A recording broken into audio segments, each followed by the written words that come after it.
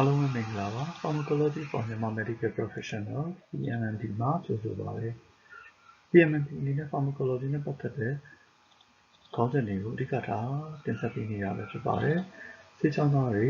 ဆေးဝါးသိပ္ပံဘွဲ့သင်တန်းသားတွေသူနာပြုသိပ္ပံဘွဲ့သင်တန်းသားတွေနဲ့အခြားသောဆေးပညာလေ့လာနေတဲ့သူတွေအားလုံးအတွက် Pharmacology ဘာသာရပ်ကိုလေ့လာတဲ့အခါမှာအဆင်ပြေချောမွေ့စေဖို့ရည်ရွယ်ပြီးတင်ဆက်ပေးနေခြင်းဖြစ်ပါတယ်။ကျွန်တော်တို့ဆရာရွှေပဲဖြစ်ပါတယ်။ဒီနေ့တင်ဆက်မယ့်ခေါင်းစဉ်ကတော့ General Pharmacology Session 2.5 Advantages and Disadvantages of Routes of Drug Administration ခေါင်းစဉ်ပဲဖြစ်ပါတယ်။ဆေးရုံပြီးတဲ့နည်းလမ်း Route of Drug Administration ပေးရတဲ့ပတ်သက်ပြီးတာတွေအသားတွေထုတ်တဲ့တာတွေကြောတွေထုတ်နေတာတွေအဲ့တော့ Enterox အနေနဲ့ gastrointestinal tract ကိုကြောင်းဆေးကိုပေးလိုက်တာအဲ့တော့ဘာလို့ရှိလဲဆို oral လို့ပေးလို့ရတယ်နောက် site ဆိုရင်ရှားအောင်မှာတော့နှလုံးသွေးကြောချင်းတွေ nitro တွေရှားအောင်မှာတော့ရှိတယ်နောက် reterox ကလေးလေးမှာဒုံကြည့်လေးထည့်ပေးတာဒါမျိုးလေးရှိပါတယ်နောက် intraparenteral route ပေါ့နော်တွေးရအောင်ပေးတာ intravenous ဖြစ်တဲ့ IV အချို့ပြည့်ပြန်လို့ထည့်တာ intravascular ဖြစ်တဲ့ IM အသားတွေထုတ်ထည့်တာ subcutaneous လို့ခေါ်တဲ့ SC ဒါကြတော့ရေပြားကအစီသွားတွေထုတ်ထည့်တာ insulin လို့သိတယ် intrathecal ကြတော့ spinal canal တွေကိုထုတ်ထည့်တာခါးရိုးကတစ်ဆင့်ပြပြီးတော့ထုတ်ထည့်တာမျိုးနောက်တစ်ခုက intra arterial သွေးကြောသွေးတွေထည့်တာ intradermal အရေပြားတွေကိုထုတ်ထည့်တာ botox ကိုအရေပြားတွန်းတာတွေတက်တာထုတ်ထည့်တဲ့ဆေးမျိုးဒါတွေက intradermal ဖြစ်ပါတယ်နောက်ဆေးရကြတော့ transdermal နည်းနဲ့ပြလို့ရ transdermal ဆိုတော့ pad လေးဟိုဆေးလေးဖြတ်မယ်ဆိုလို့ရှိရင်ဒီကိုတင်ပက်လေးကိုဒီဘက်ကဖြတ်ထားတဲ့တတိစိတ်ဝင်ပါတယ်နောက်တစ်ခု HRT ပေါ့နော်အမျိုးကြီးသွေးဆိုရင် hormone replacement therapy လုပ်ဖို့အတွက် estrogen pad လေးကလာလို့ရှိတယ်inhalation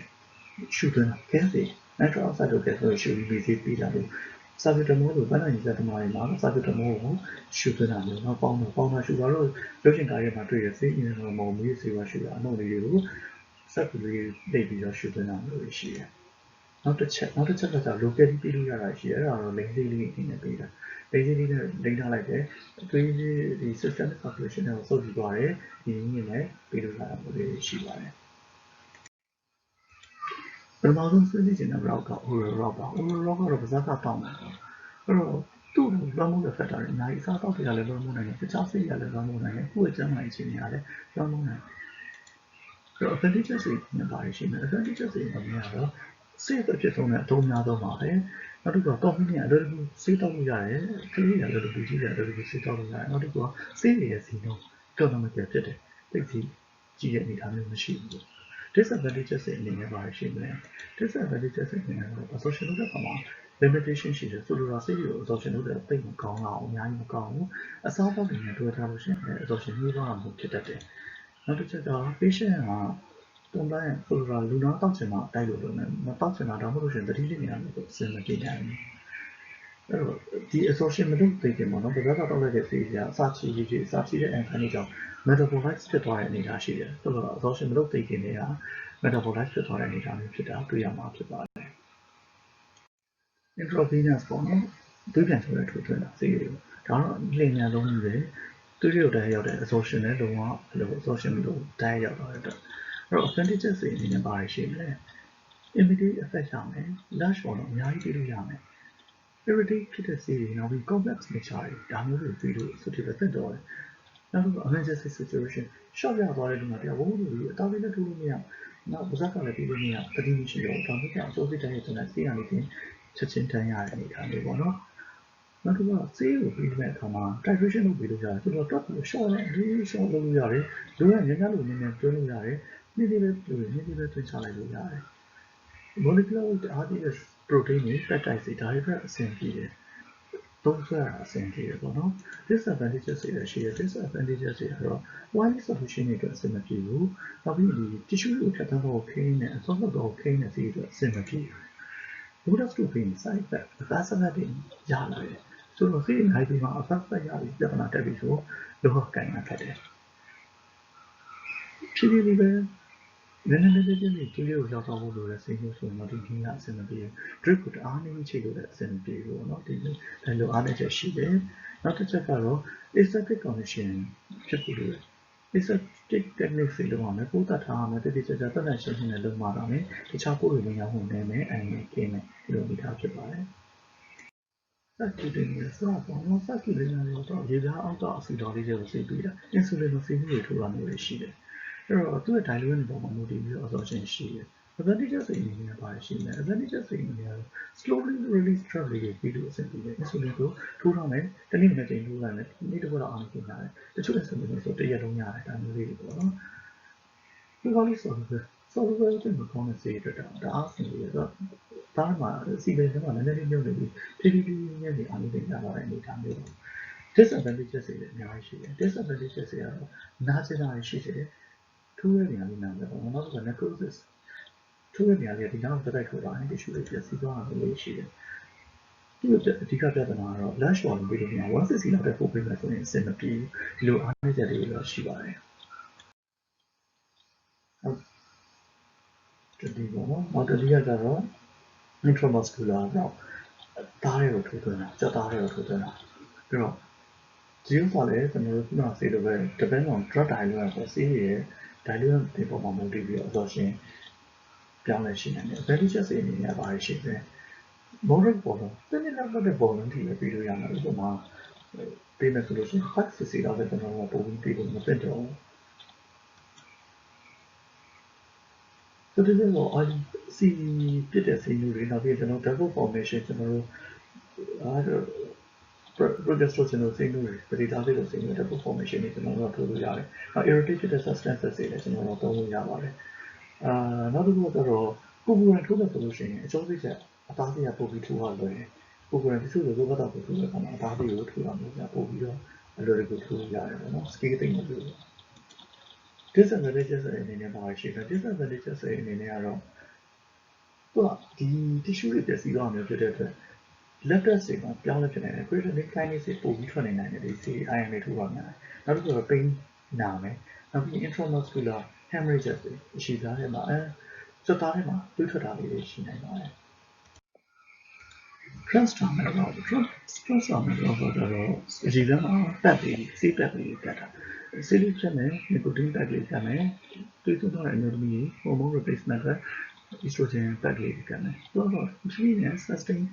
ဖြည်းဖြည်းနဲ့ပုံမှန်လေးတွင်းရတဲ့ဆေးတွေပြီးလို့ခဏကိုလည်းရောက်တယ်ပေါ့နော်အဲ့တော့ advantages တွေအနေနဲ့ပါရှိတယ် advantages တွေအနေနဲ့ first one effect တာမခံရဘူး systemic circulation က stand ရောက်သွားတယ်နောက်တစ်ခုသုံးရတာလွယ်တယ်နာကျင်မှုမရှိဘူးဆရာဝန်မလို့ကျွန်တော်တို့မျိုးကိုယ့်အတော့ကိုကတ်လိုက်လို့ရတယ် plaster ကတ်တယ်လို့နောက်တစ်ချက်ကဆိုတော့ lipid solubility ကောင်းတဲ့ဆေးတွေအတွက် ID ဖြစ်တယ်ဆေးတွေသုံးလိုက်တယ်အဲ့ဆေးကြီးကခန္ဓာကိုယ်ထဲကအလွယ်တကူ eliminate လုပ်ထားမယ်လုံးနေတယ်ပေါ့နော်ဒီလိုဆေးတွေအတွက်အဆင်ပြေတယ်ဘာလို့လဲဆိုတော့ pack ကတ်ထားတယ်သူကတော့ဆိုလို့တင်တယ်လို့ဆိုတော့ pack ကဖြည်းဖြည်းချင်းခန္ဓာကိုယ်ထဲကိုစိတ်ဝင်ပြီးတော့အာနိတပေးနေတဲ့အနေအထားလေး disadvantages အနေနဲ့ကပါရှိမယ် allergic ဖြစ်မယ်ဓာတ်မတည့် allergic ဖြစ်မယ်နောက်ပြီးဆေးတွေအနေနဲ့က lipid solubility တအားကောင်းမှပြီးလို့ရမယ်နောက် delay site တော့အရှင်ရောက်တော့ဖြည်းဖြည်းချင်းပဲရောက်တယ်ညညာအနည်းပြင်ရဖို့အတွက်အဆင်မပြေနိုင်ဘူးနောက် daily dose အနေနဲ့နည်းနည်းပဲပြီးလို့ရတယ်တတ်မှတ်တဲ့ dose အတိုင်းပဲပြီးလို့ရမှာဖြစ်ပါတယ် Reteron ပေါ့နော် Reteron ကကြတော့ဘယ်လိုလဲဆိုတော့ကျွန်တော်စောဝင်ရောစိတ်ထိုးသွင်းပြီးတာပေါ့နော်ထည့်ပြီးတာပေါ့ဒါတော့ irritate ဖြစ်တဲ့စိတ်တွေသုံးလို့ရတယ်ဒါပေမဲ့သူ့ absorption ကတော့ variation အများကြီးရှိတယ်ဆိုတော့အမိတ်တိုင်းမှာပြီးမယ်ဆိုရင် absorption ကောင်း absorption systemic circulation တော့ပြဖို့တကယ်လို့ဒီ suppository လို့စနေပြီးလိုက်လို့အမြင့်မှရောက်သွားတော့သူက positive circulation နဲ့ကိုရောက်ပြီးတော့ first part effect များတယ် advantages တွေအနေနဲ့ပါရှိတယ် advantages တွေအနေနဲ့တော့ bypass first effect ကို bypass လုပ်နိုင်တယ်နောက်ပြီးရင် stomach acid တွေထံမခံရနိုင်ဘူး vomiting စီရဲ့စီတွေပေါ့အန်ရဲ့စီတွေကိုသုံးလို့လွယ်ကူတယ်နောက်တစ်ခုကတော့အန်ရဲ့လူနာတွေကိုမာရနေတဲ့လူနာတွေအတွက်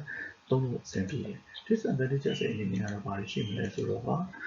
irritate ဖြစ်တယ်ဆိုတော့ဆက်ဆက်တာတို့နောက်ပြီးဝင်သွားချင်တာလည်းဒီလိုမျိုးပြဿနာလေးတွေရှိတယ်နောက်ပြီးလို့ရှိရင်တော့အလိုသုံးရတဲ့မျိုးမဟုတ်ဘူးသူတို့တော့တချို့လူနာတွေကဒီလိုမျိုးပြီးတော့အဆင်မပြေဘူးနောက်ပြင်မှုရလည်းအဆင်မပြေတာလေးတွေရှိနေပါတယ်နောက်တစ်နည်းကတော့ inhalation တော့ရှုပ်သွင်းအသက်ရှုပ်သွင်းလို့စေ systemic absorption ရတယ်ဆိုတော့ systematic absorption ရတယ်ပြီးတော့ direct တိုင်းရောက်သွားနိုင်တယ်ပေါ့နော် circulation နဲ့အနည်းလေးတော့သုံးလို့ကစားရတော့မှာဖြစ်တယ်အဲ့တော့ advantages တွေကပါရှိတယ် advantages တွေအများတော့ absorption နဲ့လုပ်တဲ့ကိုယ်ကရှုပ်သွင်းလိုက်တဲ့ဆေးရအားလေးကြီးချင်းညာဒါမျိုးရှိမယ်နောက်ပြီးတော့ gas တွေအတွက်အဆင်ပြေတယ် reflective problem ကိုပန်းနိုင်ချက်တမောကိုစောက်တမော error တွေရှုခိုင်းတယ်ဒါဆိုအဆင်ပြေတယ်ရှုလိုက်တာနဲ့ချက်ချင်း effective ဖြစ်သွားတယ်ဒုစရဆိုကျွန်တော်ချိန်လို့ရတယ်ဘယ်လောက်ရှုခိုင်းလဲဘယ်လောက်ဆိုတော့ချက်ပုံပြချက်လာလိုရင်ခက်ရှုမယ်ဒါမျိုးလေးလုပ်ရတယ်အဓိကတော့ lens ကို localize effect ပေးဖို့အတွက်အဆင်ပြေတယ်ပေါ့နော် systemic effect တွေကတော့ side effect တွေကတော့နည်းနည်းရနိုင်တယ်ဟိုမှာရင်တုံတာမျိုးပေါ့စောက်တမောပြလိုက်ရင်ရင်တုံတာမျိုးဒါမျိုးလေးပဲဖြစ်နိုင်တယ် disadvantages အနေနဲ့ကတော့ဒါတွေရှိနေတယ်ဆိုတော့ adaptive တော့ကျွန်တော်တို့ဒီနည်းလေးကပို့ပြီးတော့လိုလိုရတဲ့အတွက်ကိုယ့်ကတော့အတင်ပြီးတော့ရှုပန်းနိုင်ရဆိုတော့ခဏခဏရှုပြီးတော့ adaptive ဆွဲလန်းလို့ရှိရတယ်လို့ဖြစ်နိုင်တယ်နောက်တစ်ခုတော့ regulate C2 regulate လို့ပြောတော့ခင်းနေလူနာတို့တိကျတာမှနိုင်မှာရတယ်ပေါ့နော်inhaler ကိုတုံးတဲ့အခါဒီကျွန်တော်ရှုသေးကောက်နေတဲ့တုံးတဲ့အခါမှာအခက်အခဲလေးတွေရှိတာနိုင်တယ်ဒါပေမဲ့လည်းဒါကတော့လုံးဝဆိုတော့အဆင်ပြေပါတယ်ဟိုလူနာတို့တိကျလေး train ပေးရမယ်ဒီကတော့ရှိတယ်ပေါ့နော်နောက်တစ်ခုကတော့ suckling ရှားအောင်မှာမဟုတ်နဲ့ရှားအောင်မှာပေးလေးတွေမဟုတ်နဲ့ဒါမှစီးပေါ်မှာမူတည်ရအဲ့တချို့စီးရတော့ rapid absorption ရတယ်တချို့